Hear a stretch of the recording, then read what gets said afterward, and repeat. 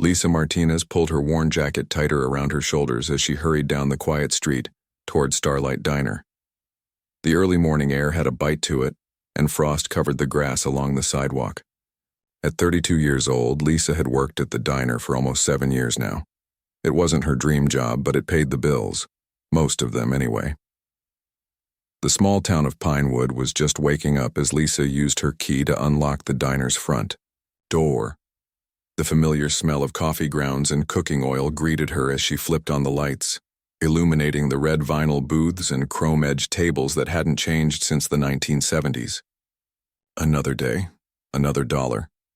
Lisa muttered to herself as she tied her apron around her waist and started the coffee machines.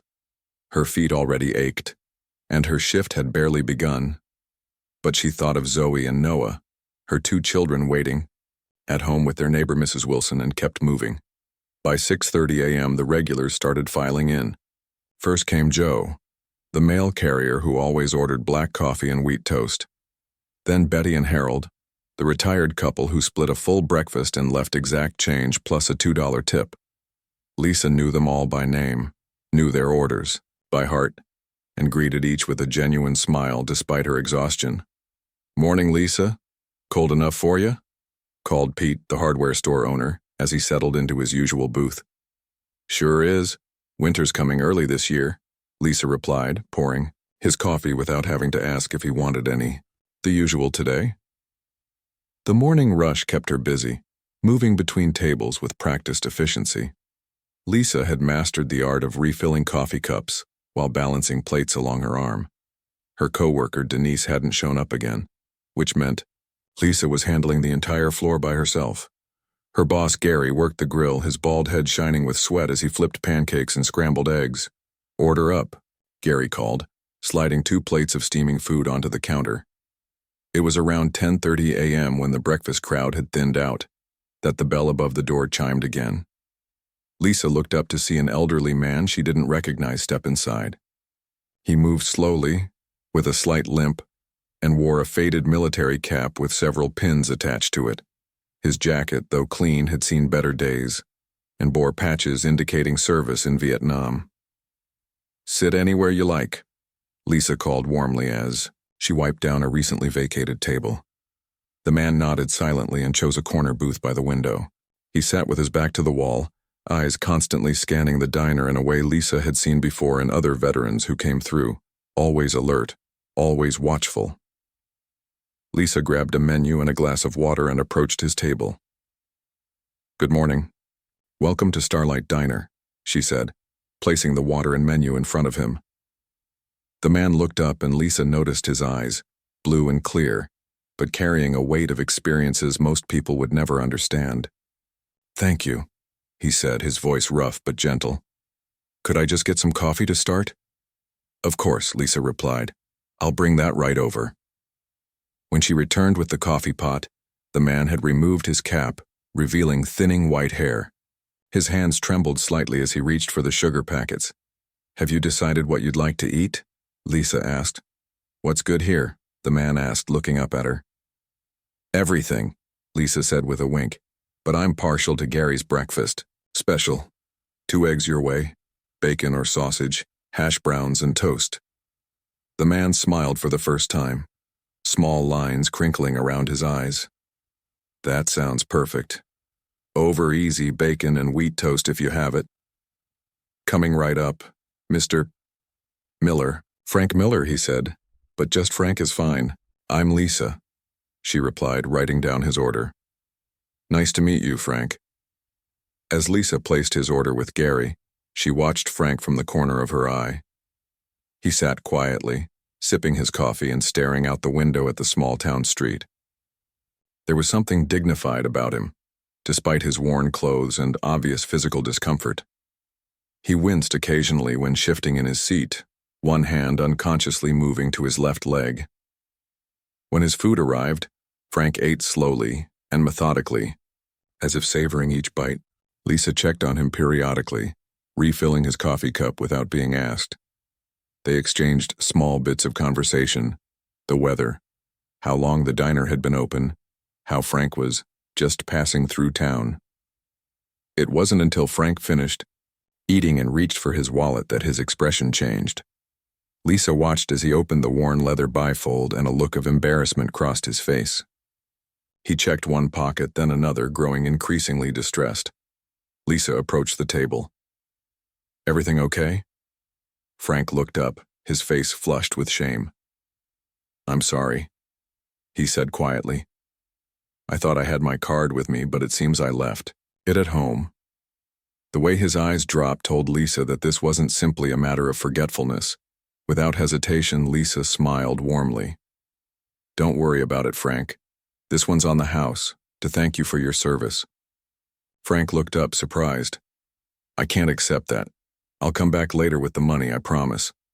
Lisa shook her head. "Consider it a small token of appreciation for what you've done for our country." What she didn't tell him was that she would pay for his meal herself out of her tips, money she could hardly spare with rent coming due next week. "That's very kind of you," Frank said, his voice thick with emotion. "Very kind indeed."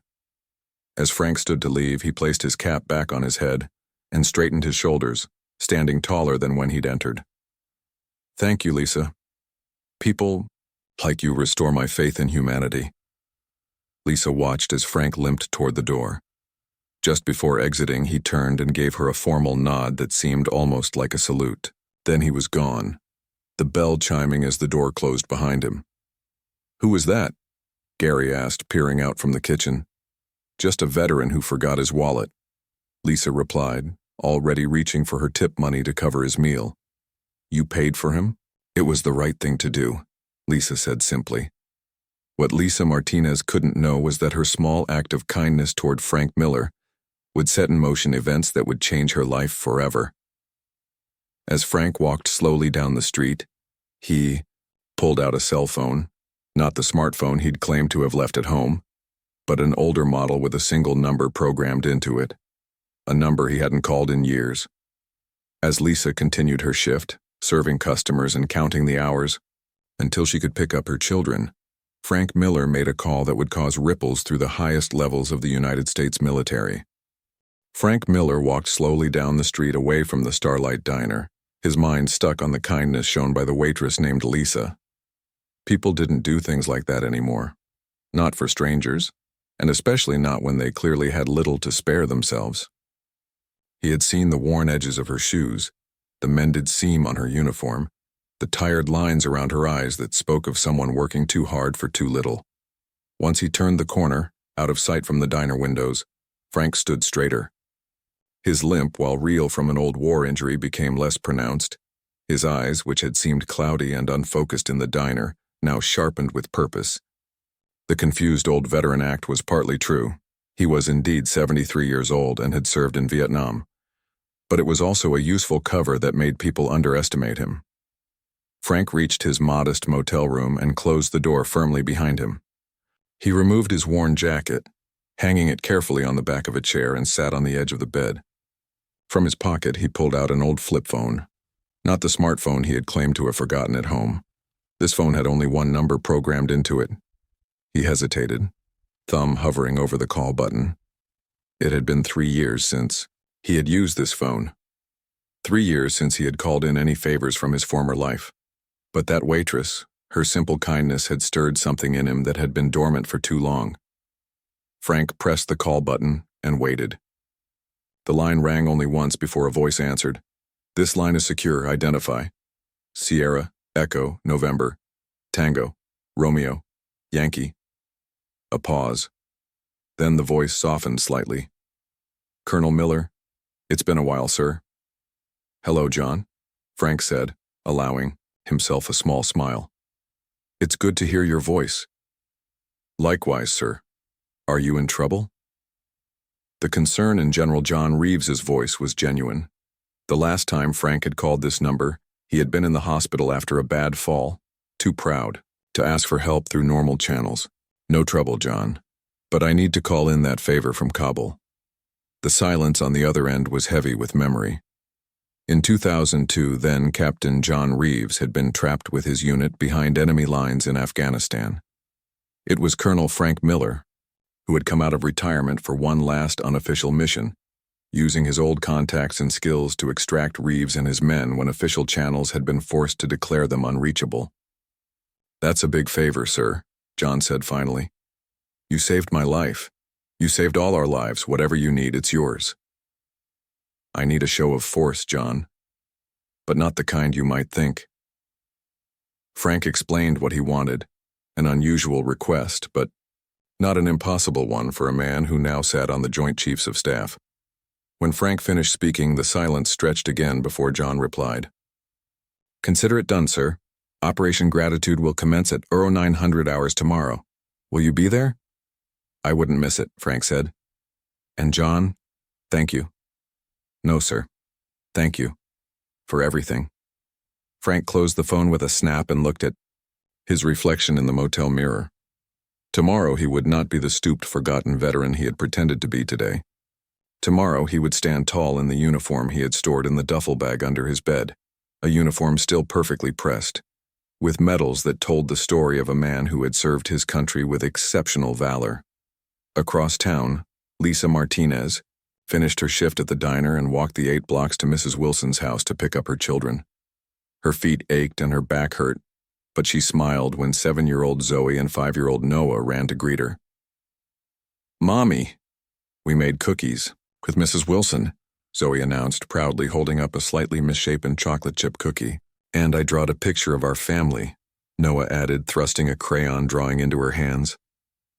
"Drew a picture, honey," Lisa corrected gently, bending to kiss the top of his head. "It's beautiful." "Thank you." Mrs. Wilson, a kind, elderly woman who watched the children after school, waved away Lisa's thanks and the $10 she tried to press into her hand. "Keep it, dear. You work too hard as it is."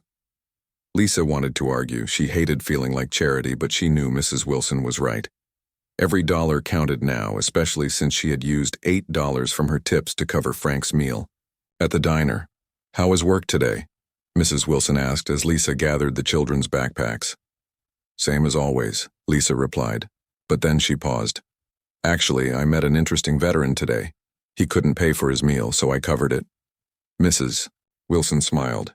"Your father would be proud, dear." Lisa's dad had been a Marine who died when she was 16, not in combat but from cancer, likely caused by exposure to Agent Orange in Vietnam. His military pension had helped Lisa's mom keep the family afloat until Lisa graduated high school. Now with both parents gone, Lisa worked hard to instill the same values of respect and service in her own children. The small family walked the 3 blocks to their apartment in a modest building on the edge of town. Lisa made a simple dinner of spaghetti and frozen vegetables, helped the kids with their homework, and tucked them into the shared bedroom with stories and kisses.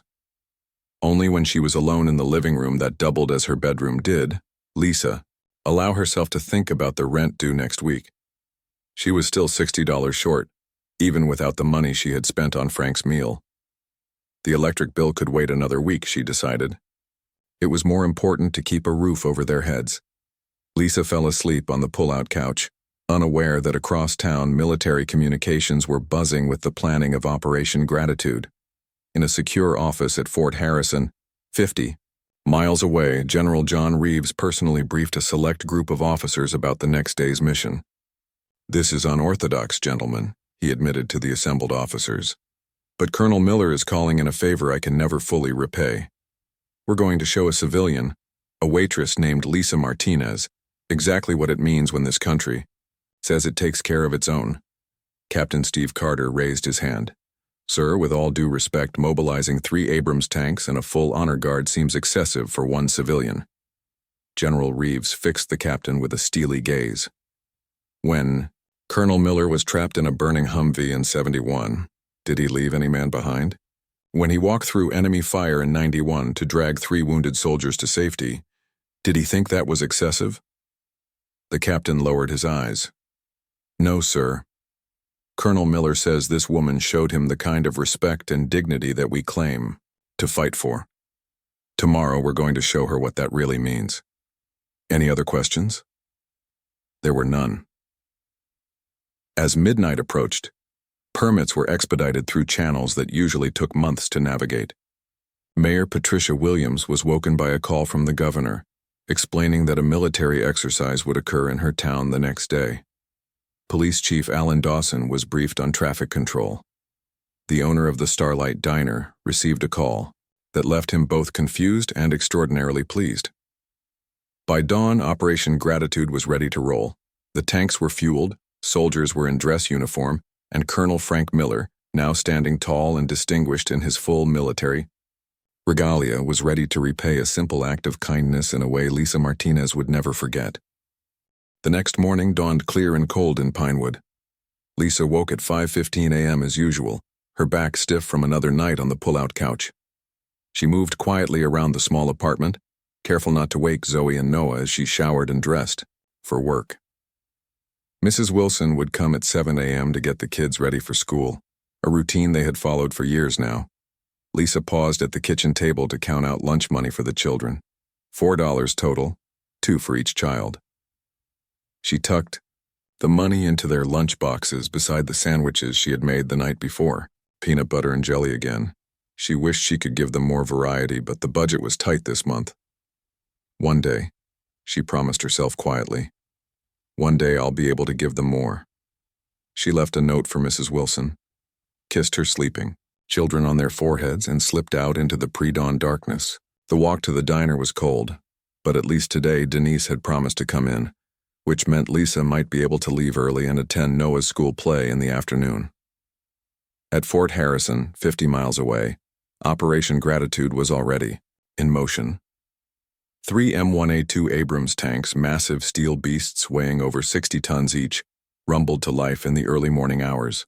Soldiers in dress uniforms boarded transport vehicles. Officers checked and rechecked the unusual orders, making sure every detail was perfect. Captain Steve Carter stood before his assembled troops, clipboard in hand. "This is a non-standard operation," he announced to the men and women standing at attention. "Our mission is to show appreciation to a civilian who embodies the values we fight to protect. Colonel Miller will be joining us on site. This operation has been cleared at the highest levels. Any questions?" A young soldier raised her hand. "Sir, are we really bringing tanks for a thank you mission?" Carter nodded. "That's affirmative, Private Lopez. When America says thank you, we don't do it halfway." At the Starlight Diner, Lisa arrived to find Gary already in the kitchen, unusually early. "Everything okay?" she asked, hanging up her coat. Gary nodded, but something about his manner seemed off. He was smiling too much, almost bursting with a secret. "Just felt like getting an early start," he said. "Big day today." "Big day?" Lisa tied her apron. "Is there a tour bus coming through or something?" "Something like that," Gary replied with another strange smile. The morning proceeded normally at first. Regulars came and went. Lisa refilled coffee cups, took orders, and carried plates of eggs and pancakes to hungry customers. By 8:30 a.m., the diner was half full with the usual mix of locals and travelers passing through on the highway. Lisa was so busy she didn't notice the police cars setting up roadblocks on either end of the street. She didn't see Chief Dawson directing traffic away from the block where the diner stood.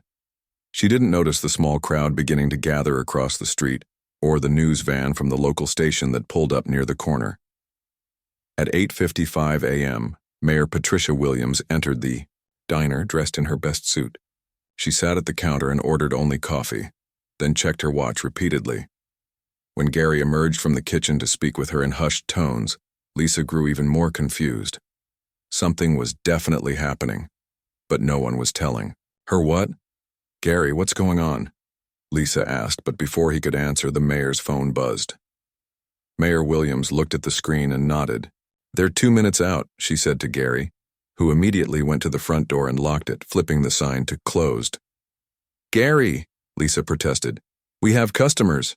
"Just wait," Gary said, a huge grin spreading across his face. "You'll want to see this, Lisa?" The first rumble was so deep that at first Lisa felt it rather than heard it. The coffee cups on the counter began to vibrate. The windows rattled slightly in their frames. Then the sound grew louder, a deep, mechanical growl that seemed to fill the air. "What is that?" one customer asked, moving toward the window. Soon everyone in the diner was pressed against the glass, staring in amazement as the first massive tank turned the corner onto Main Street. Its metal tracks clanked against the asphalt as it moved, with surprising grace for such a huge machine. Behind it came another and then a third, their olive-green bulk gleaming in the morning sun. "Those are Abrams tanks," whispered a wide-eyed teenage boy. "The most advanced battle tanks in the world." Lisa stood frozen, watching as the tanks came to a stop directly in front of the diner. Behind them rolled 6 Humvees and 3 large transport trucks. From these vehicles emerged dozens of soldiers in perfect dress uniforms, forming 2 precise lines leading to the diner's front door. "What's happening?" Lisa asked, her voice barely audible above the idling engines. "Is the president coming or something?" Mayor Williams put a hand on Lisa's shoulder. "No, dear, they're here for you." "For me?" Lisa's eyes widened in disbelief. "That's impossible. Why would the army come for me?" The mayor smiled. "Why don't we find out?" Gary unlocked the diner door as a tall officer approached. The man saluted crisply, then addressed the mayor. "Captain Steve Carter, 3rd Armored Division. We're here as part of Operation Gratitude." "The town of Pinewood welcomes you, Captain," the mayor replied formally. Captain Carter nodded, then looked past her to where Lisa stood. "Is that Ms. Lisa Martinez?" Too stunned to speak, Lisa simply nodded. "Please step outside, ma'am. There's someone who would like to see you." On wooden legs, Lisa followed the captain out of the diner. The morning sunlight was bright after the dimness inside, making her squint. The noise was overwhelming. The rumble of tank engines, the murmur of the growing crowd of onlookers, the clicks of cameras as people took pictures of the extraordinary scene. And then the crowd parted to reveal a man walking toward her. For a moment, Lisa didn't recognize him. This man stood tall and straight, his shoulders back and his chin high. He wore a perfectly pressed uniform covered with medals and ribbons. His white hair was neatly trimmed beneath his officer's cap. But when he smiled, Lisa knew him immediately. "Frank?" she whispered. Colonel Frank Miller stopped before her and saluted. "Colonel Francis Miller, United States Army, retired." "It's a pleasure to see you again, Ms. Martinez." Lisa stared in confusion. "I don't understand. Yesterday you were—" She trailed off, not wanting to say he had seemed poor and forgotten. "Yesterday, I was in civilian clothes, yes?" Frank nodded. "And yesterday you showed me a kindness that reminded me what we fight for in this country. Not for land or oil or politics, but for people like you. People who see a stranger in need and help without question, even when it costs them something precious." He gestured to the military display around them. "I made a call to an old friend who owed me a favor. I wanted to thank you properly for what you did." Lisa shook her head, overwhelmed. "All this for a $8.95 breakfast?" Frank's eyes crinkled at the corners. "No, Ms. Martinez. All this for the respect and dignity you showed to a veteran when you thought no one was looking. All this because that kind of decency deserves recognition." Behind him, a tall officer with general's stars on his shoulders approached.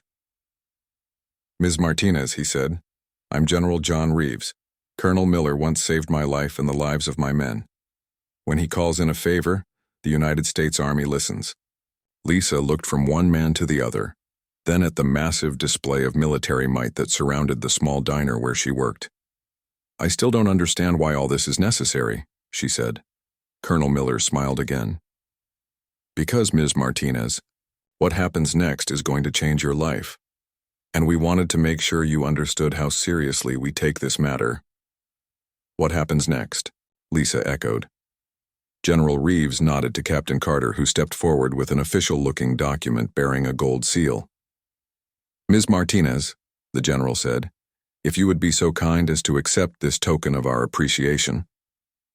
Lisa stared at the document Captain Carter held out to her. Her hands trembled slightly as she took it, the heavy paper feeling strange and important in her fingers. The golden seal of the United States government gleamed in the morning sunlight. "What is this?" she asked, her voice small against the rumble of the idling tanks. "That, Ms. Martinez," Colonel Miller said, "is the deed to the Starlight Diner." Lisa looked up sharply, sure she had misheard. "I don't understand." General Reeves stepped forward. "The owner of this establishment, Mr. Peter Davidson has been considering retirement for some time. When Colonel Miller contacted us, we reached out to Mr. Davidson with an offer considerably above market value. He accepted immediately. Gary, who had followed Lisa outside, grinned widely. Sorry for keeping the secret, Lisa. Mr. Davidson called me last night. Said it was the easiest decision he ever made. Lisa shook her head, still unable to process what was happening. But why would you buy the diner? To give it to you, Colonel Miller said simply. The deed is in your name. The diner belongs to you now. The document trembled more violently in Lisa's hands as the full meaning of his words sank in. Around her, the crowd that had gathered began to applaud, their cheers rising above the mechanical sounds of the military vehicles. This isn't possible, Lisa whispered. Things like this don't happen in real life. I assure you it's very real, said General Reeves. And there's more. At his signal, a female officer stepped forward carrying a second document. This, the general continued, is the establishment of the Martinez Family Educational Trust. It provides full college scholarships for your children, Zoe and Noah. Tears filled Lisa's eyes at the mention of her children. How do you know their names? Colonel Miller smiled gently. We did our homework, Ms. Martinez. We know you're a single mother working double shifts to make ends meet. We know your father served in Vietnam and died of cancer likely caused by Agent Orange exposure. We know you've struggled since your mother passed away 3 years ago, yet you still found it in your heart to help a stranger. Lisa could no longer hold back her tears. They flowed freely down her cheeks as she clutched the documents to her chest. I can't accept this. It's too much. It's already done, Colonel Miller said firmly. The paperwork is complete. All you need to do is sign your acceptance. Mayor Williams placed a supportive hand on Lisa's shoulder. This is real, Lisa. Your life just changed. From across the street came a shout. Mom! Mom! Lisa turned to see Zoe and Noah running toward her, Mrs. Wilson hurrying behind them with an apologetic expression. The crowd parted to let the children through. They stopped short at the sight of the massive tanks, their eyes wide with wonder. Are those real tanks? Noah asked, his 5-year-old voice filled with awe. Yes, they are, Captain Carter answered, smiling at the boy. Would you like to see inside one? Noah's mouth fell open. Can I? The captain looked to General Reeves, who nodded his approval. Mom, what's happening? Zoe asked, taking Lisa's hand. Why are you crying? Why are there soldiers? Everywhere. Lisa knelt down to her daughter's level, wiping away her tears with the back of her hand. Something amazing has happened, Zoe. Something I still can't believe. Before she could explain further, Colonel Miller approached and introduced himself to the children. Your mother did something very kind for me yesterday, he told them, and today my friends and I came to say thank you. All these people came to say thank you? Zoe asked skeptically. Colonel Miller chuckled. Yes, because your mother's kindness was very special. You see, many people only do nice things when others are watching, but your mother helped me when she thought no one would ever know. That's true goodness, and it deserves recognition. While Captain Carter showed Noah the tank, with a soldier lifting the boy up to peek inside the hatch, Colonel Miller explained to Lisa the full extent of what had been arranged. Not only did she now own the diner free and clear, but a team of contractors would arrive tomorrow to begin renovations, new kitchen equipment, updated dining area, and repairs to the aging building. We've also arranged for management training, he added. A small business advisor will work with you twice a week for the next 6 months, helping you learn everything you need to know about running your own business. But why? Lisa asked again. Why go to all this trouble for me? Colonel Miller's expression grew serious. Because in today's world, true kindness has become rare. When I sat in your diner yesterday, tired, in pain, and embarrassed about not being able to pay, you didn't judge me. You didn't make me feel less than. You treated me with dignity and respect, even at cost to yourself. He gestured to the military, personnel standing at attention. Every man and woman here signed up to defend American values. But sometimes, in the fog of politics and global conflicts, we forget what those values really are. You reminded me, simple human decency, compassion, and helping others even when it's hard. General Reeves joined them. Colonel Miller has become something of a legend in military circles, Ms. Martinez. When he called me and told me what happened, I knew we had to respond in kind. Nearby, a news crew from the local station had set up cameras, capturing the extraordinary scene. The reporter, a young woman with a bright smile, approached Lisa cautiously. Ms. Martinez, would you be willing to say a few words about this amazing turn of events? Lisa looked at Colonel Miller, who nodded encouragingly. The reporter held out her microphone. How does it feel to be the recipient of such an unusual thank you? Lisa took a deep breath, trying to gather her thoughts. Honestly, I'm overwhelmed. Yesterday I was just doing what my father taught me, to respect veterans and help people when they need it. I never expected anything in return, especially not something like this. And now you own the diner where you've worked for 7 years, the reporter prompted. Lisa nodded, still struggling to accept the reality. It doesn't seem real yet, but I'm grateful. So grateful. The reporter turned to Colonel Miller. Colonel, what made you decide to organize such an elaborate thank you? Colonel. Miller stood straight, his medals catching the light. In my 40 years of military service, I've seen both the worst and the best of humanity. Ms. Martinez represents the best. Quiet dignity, hard work, and kindness without expectation of reward. Those values deserve to be celebrated, especially in times like these. As the interview continued, Lisa watched Noah climbing carefully down from the tank with the help of a patient soldier. Zoe was talking animatedly with a female officer who was showing her the patches on her uniform. The scene was surreal. Military might and small-town America coming together on the street outside the diner she now owned. Mom, Noah called, running back to her side. They said I can sit in all 3 tanks. Can Zoe and I skip school today, please? For the first time since the tanks had arrived, Lisa laughed, the sound full of joy and disbelief.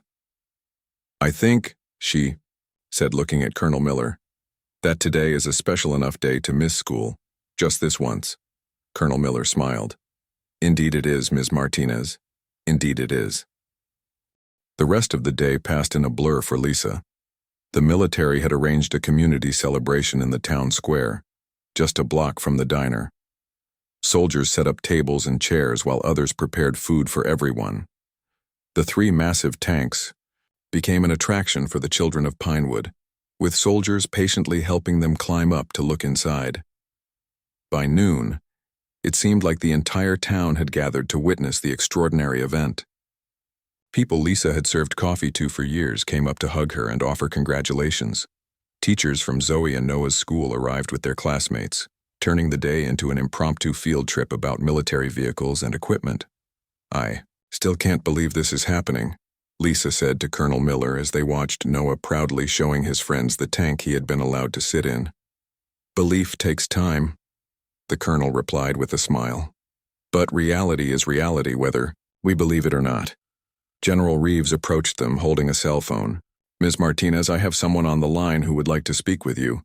Lisa took the phone cautiously. Hello? Ms. Martinez, this is Senator Eleanor Grant.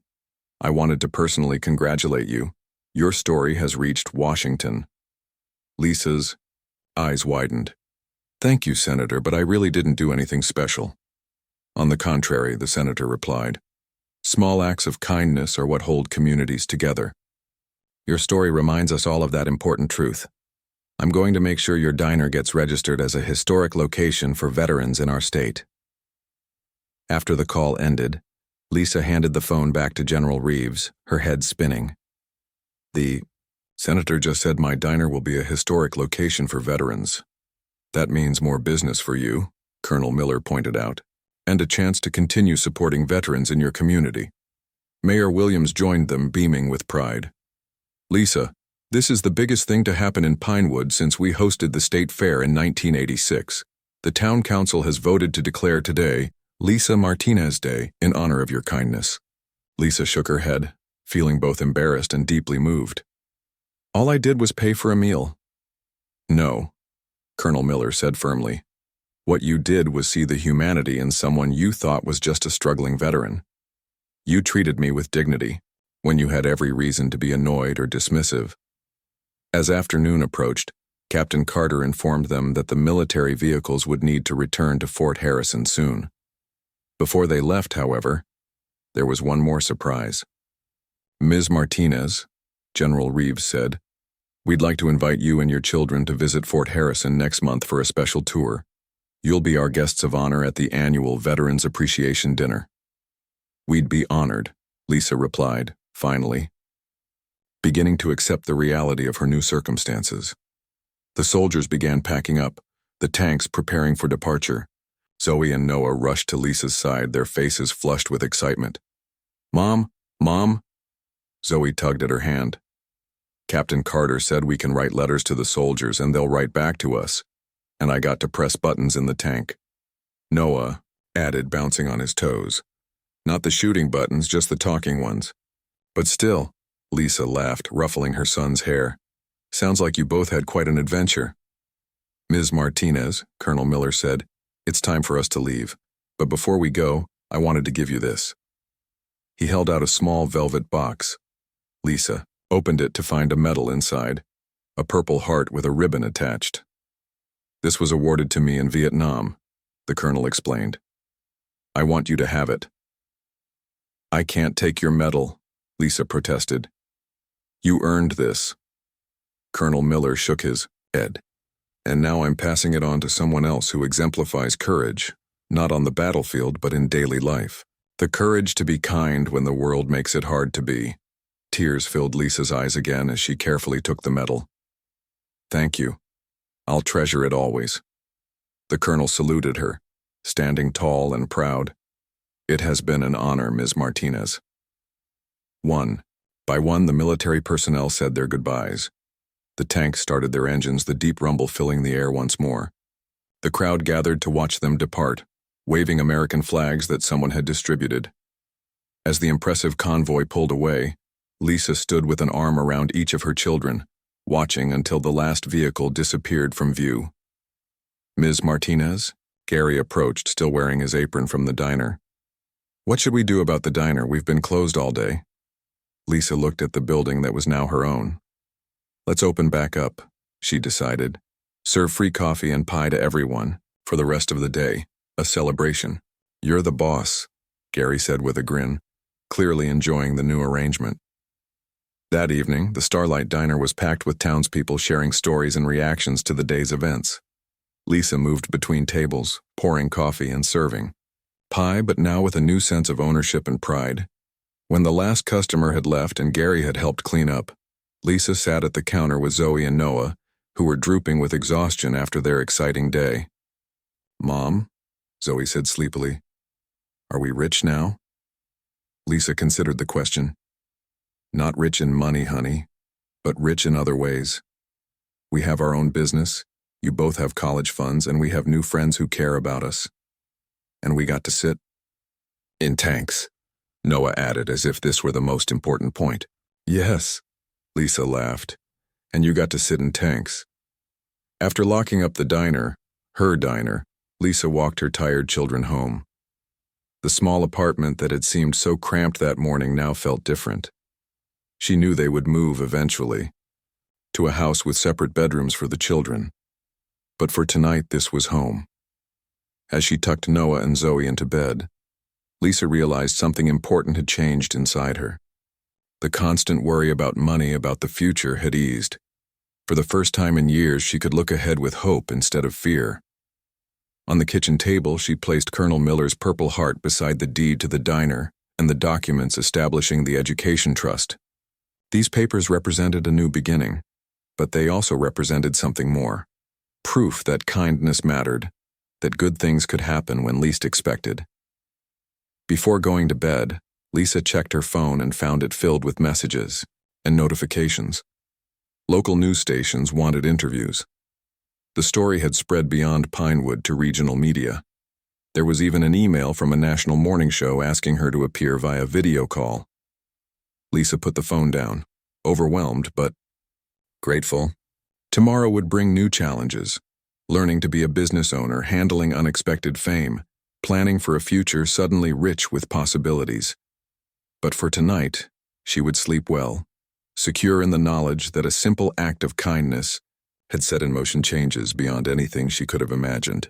The image of those tanks rolling up to her diner would stay with her forever, a reminder that sometimes the world gives back in extraordinary ways. As she drifted off to sleep, Lisa's last thought was of Frank Miller, the stooped veteran who had turned out to be so much more. "Thank you," she whispered into the darkness, knowing that somewhere he was smiling, pleased that his final mission had been a success.